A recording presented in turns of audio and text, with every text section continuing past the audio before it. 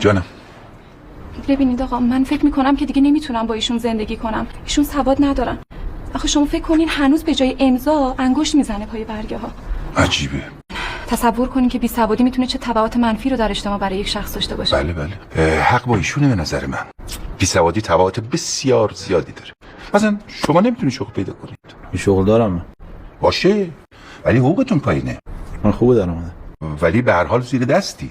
من زیر دست نیستم، زیر دست دارم. شما حقوق اجتماعی بسیاری رو به خاطر بیسوادی از دست میدین. مثلا شما میتونید گواهینامه بگیرید؟ احتیاج ندارم، راننده دارم. شما ماشین داری؟ 10 تا. ببخشید شغلتون چیه؟ من 4 تا کارخونه دارم.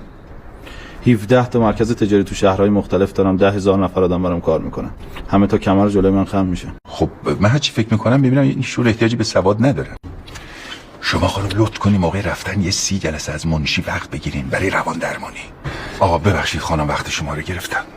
من ازتون معذرت میخوام. شغل عالی متعالی. خیلی خیلی خوش آمدی. عزت زیاد. محبت فرمودی. مخلص شما.